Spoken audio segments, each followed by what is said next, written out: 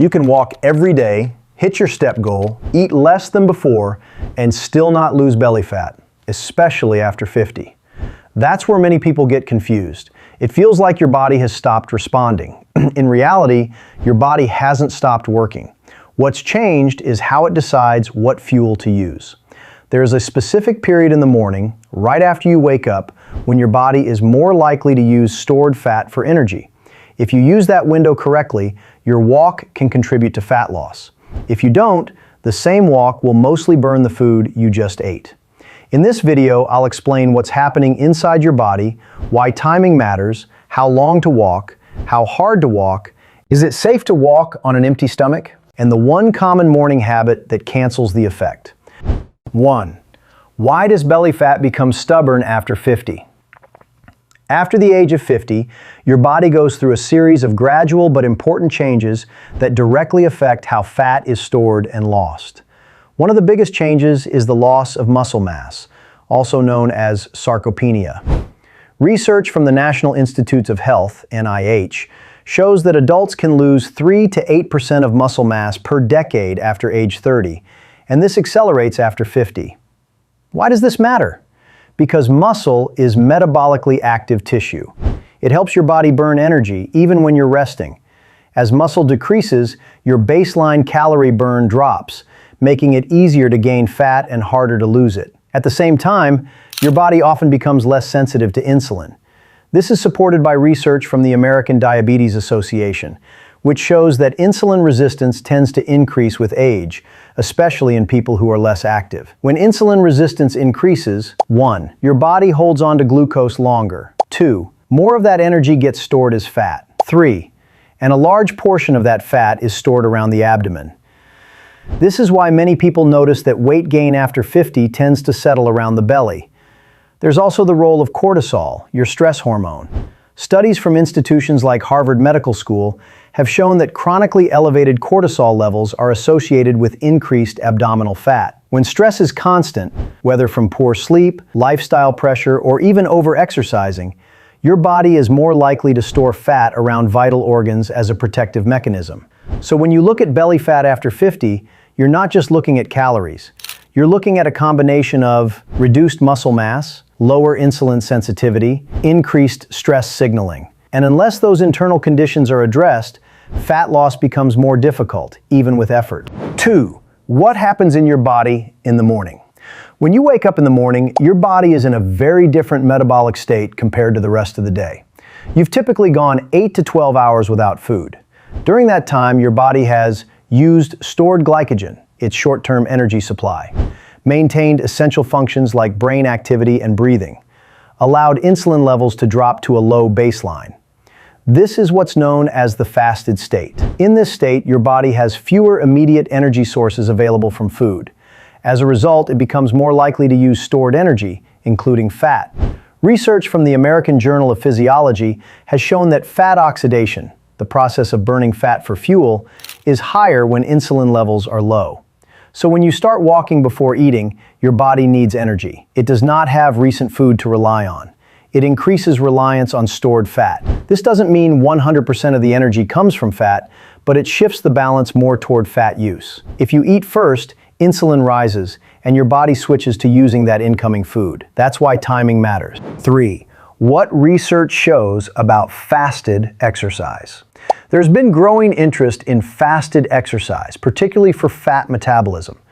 In addition to the British Journal of Nutrition study, research from U.S. institutions and sports science departments has shown similar findings. Fasted exercise can increase fat oxidation during the activity. It may improve metabolic flexibility over time, your ability to switch between fuel sources. However, it's important to understand what this means and what it doesn't mean. It does not mean fasted exercise is a magic solution. It means under the right conditions, your body is more likely to use stored fat during the activity itself. For older adults, especially those who prefer walking over high-intensity exercise, this becomes a practical advantage.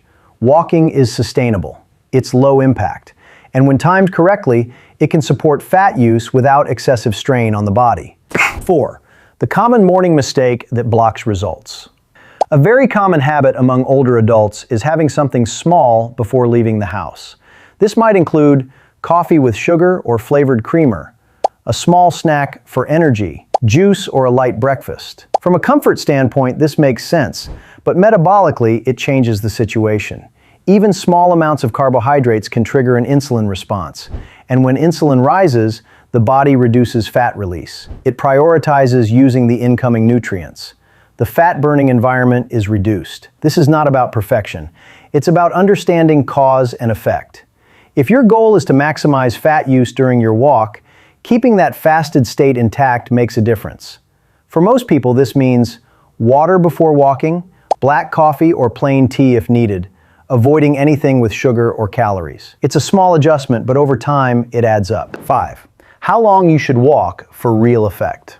Many people underestimate how long it takes for the body to fully shift into a higher fat use state during activity. When you begin walking, your body initially uses available glucose. It gradually transitions toward using more fat. This transition typically becomes more noticeable after 15 to 20 minutes of continuous movement. That's why most practical recommendations fall into the range of 30 to 45 minutes per session. This duration allows enough time for metabolic transition, sustained energy demand, a consistent, manageable routine. 6. Why moderate intensity works best. High-intensity exercise can be effective in certain contexts, but it is not always ideal, especially in a fasted state. When intensity becomes too high, the body increases stress hormone output. Cortisol rises more sharply. The body may rely more on quick energy pathways. Research from organizations like the American College of Sports Medicine, ACSM, supports the use of moderate intensity activity for sustainable fat metabolism. A simple way to measure this, the talk test. You can speak in short sentences. You feel slightly challenged, but not overwhelmed. This level of effort uses oxygen efficiently, supports fat utilization, reduces risk of injury, is easier to repeat consistently. For long-term results, consistency is more important than intensity. 7. Hydration and caffeine. Practical factors. Hydration is often overlooked. After a full night of sleep, the body is mildly dehydrated. Even small levels of dehydration can affect circulation, energy levels, metabolic processes. Drinking water before walking helps your body function more efficiently. As for caffeine, research shows that caffeine can increase alertness, enhance the release of fatty acids into the bloodstream. This is why black coffee is often used before exercise. But the key point remains, it must be without sugar or added calories. Otherwise, the benefit is reduced. 8. What happens over weeks? One of the biggest reasons people stop is unrealistic expectations. Fat loss does not happen in a few days, but it does follow a pattern when the routine is consistent. Weeks 1 to 2, improved routine, slight increase in energy. Weeks 3 to 4, reduced bloating, small changes in how clothes fit. Weeks 6 to 8, noticeable reduction around the waist, improved walking endurance. Weeks 10 to 12, visible changes, better posture, increased confidence. Research from long-term lifestyle studies shows that consistent, moderate activity combined with improved metabolic conditions leads to gradual and sustainable fat reduction. 9. Final takeaway. Walking is not just about movement. It's about when and how your body uses energy. After 50, results depend less on doing more and more on doing things in the right order. Walking on an empty stomach helps create a low insulin environment, encourages the use of stored energy, fits naturally into a daily routine. It is not a shortcut, but it is a practical strategy that aligns with how your body actually works. If you're already walking regularly but not seeing results, there's another piece to this. Many people make small walking mistakes without realizing it that reduce the effectiveness of what they're doing. In our previous video, we break those down clearly and show how to fix them. Watch that video next. It connects directly to what you learned here. And before you go, let me ask you, what has been the biggest challenge for you after 50? Losing belly fat, staying consistent, or maintaining energy? Let me know in the comments.